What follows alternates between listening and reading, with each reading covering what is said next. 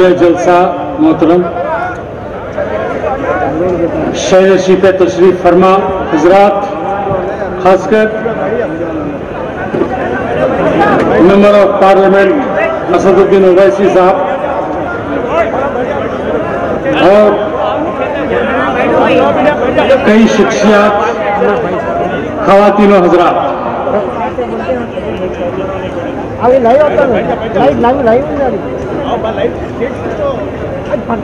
आप लोग का एहतजाज और ये जलसा बहुत ही महत्वपूर्ण है,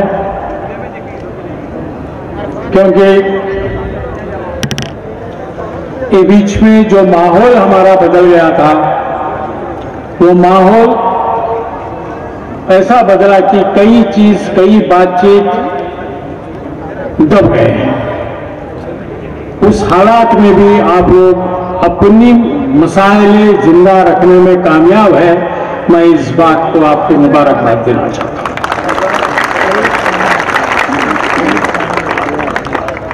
ये जो औकाफ की जमीन, वक्फ की जमीन हड़पने का कानून लाया गया है,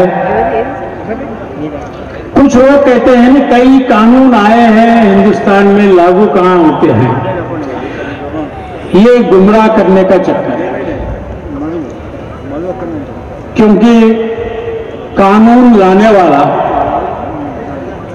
जब खातिल ही वकील ही मुंसफ बन जाता है तो इंसाफ कहां मिलता है।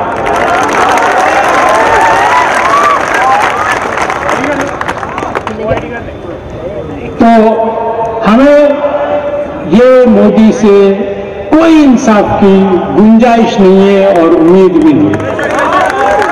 अब बात को कुछ और गहराई से समझने की कोशिश करना आज जरूरत है, और क्योंकि ना हम उस पहलू से गुजर के आए हैं। राहत इंदौरी साहब का बहुत मशहूर शेर आप सबको मेरे ख्याल से मुंह ज़बानी याद है,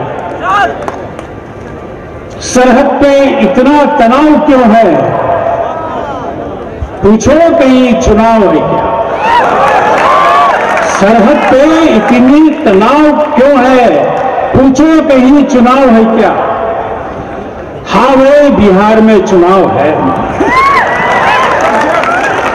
अब मैं सिर्फ इशारों में आपसे बयान करना चाहता हूं। Central intelligence agency, state intelligence agencies तशरीफ लाए होंगे। मैं उन सबसे गुजारिश करता हूं कि भाई साहब, हम भी इस देश की आजादी के साथ साथ, क्योंकि मैं एक फ्रीडम फाइटर का बेटा हूं, हमने जमीन गंवाई है तो देश की आजादी के लिए। हम जानते हैं पिछले 70-75 साल में कई कारनामे आपने किए हैं, लेकिन पर्दा नशी था। जब तक पर्दा नशी होती है तो कुछ खूबसूरत भी मिल जाती है, कुछ नजरअंदाज भी हो जाता है। आपके साहिब हुकूमत को पर्दा नशी कर दिए, पर्दादारी को तोड़ दिए हैं, पर्दा फाश कर दिए हैं। आपके साहिब हुकूमत पर्दा फाश कर दिए, बेपर्दा कर दिए, बेनकाब कर दिए। इसीलिए राहत इंदौरी का दूसरा जुमला याद करता हूं, फैसला जो भी हो मंजूर होना चाहिए, फैसला जो भी हो मंजूर होना चाहिए, जंग हो या इश्क भरपूर होना चाहिए। अब मुझे ये बताओ कि दबी दबी ओंठों से, नमी नमी आंखों से, झुकी झुकी सर क्यों लेके वापस आए हैं, क्या हासिल किए हैं, आखिर माहौल करने की जरूरत क्या है। ये सवाल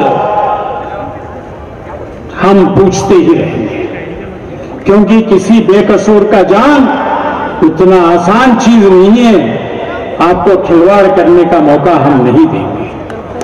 आज ये वक्फ की जमीन के ऊपर आपकी नजर इसीलिए कि आपका दोस्त को आप दुनिया का नंबर 1 सरमायादार बनाना चाहते हैं, वो ख्वाब को पूरा करने के लिए। अभी मेरे साथी ने जिक्र किया मणिपुर में क्या हुआ, आपको इत्तला दे रहा हूं, 2023 में जो बाइडेन ने साहिब हुकूमत के दोस्त या उनके साहिब मसरत गौतम अदानी साहब, उनको एक एंटरप्राइजेस के खिलाफ यूएस गवर्नमेंट ने सैंक्शंस दिया है, क्योंकि म्यांमार में जो जमहूरियती तौर पे इलेक्ट हुआ सो सरकार को जेल में बंद कर मिलिट्री जुंटा का वहां पे मिलिट्री कानून लागू करने में इनका किरदार है। ये बात जो बाइडेन ने कह रहा है, और ये म्यांमार होता है मणिपुर के बगल में। मणिपुर में कुकी आदिवासी के पैरों तले बहुत कीमती मिनरल्स है। आप यहां पे दो कौमों के बीच में लड़ाई करवा के, हजारों लोगों को आप खून करवा के ये जमीन हड़प कर आपके दोस्त, आपके अजीज, आपके साहिब मसरत को पेश करके वो वहां से म्यांमार से लेके रवाना होना चाहते हैं, दुनिया का नंबर 1 कारोबारी या साहूकार बनना चाहते हैं। ये हकीकत है। और 2024 की नवंबर में यूएस का एक कोर्ट आपके साहब को क्रिमिनल घोषित किया है, क्रिमिनल केस लागू किया है कि आपने भारत देश का सरहद, गुजरात का सरहद जो बेचा नहीं जाता, वो जमीन आप चोरी चुपेरी हड़प लिए है, solar energy corporation of India का। इसके ऊपर आपके ऊपर करप्शन चार्जेस लगाया गया है। अगर से करप्शन चार्जेस यूएस गवर्नमेंट ने अदानी पे लगाया तो मेरे प्यारे अजीज दोस्तों, भाइयों बहनों, समझ जाओ ये आपके मोदी के ऊपर भी है। ऐसे दरमियान जो भी कार्रवाई आप कर रहे थे, जो भी कार्रवाई आप करना चाह रहे थे, ये औकाफ की जमीन भी हड़प के आप अदानी को देना चाह रहे थे। जिस तरीके से मैं फिर आपको एक बात का ऐलान और खुलासा करना चाहता हूं, एक मिनट, ये अहम बात, वक्त की नजाकत समझता हूं।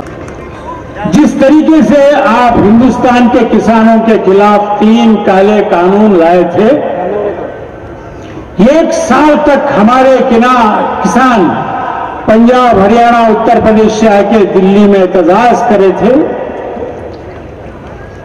1000 किसान शहादत के बावजूद वहां से हटे नहीं थे, आपको कानून वापस लेना पड़ा। आपने सीए, एनआरसी भी लागू करने की कोशिश की। शाहीन बाग से शुरू होकर कई जगहों पर इस देश में एहतजाज शुरू हुआ, आपकी कदम रुक गए।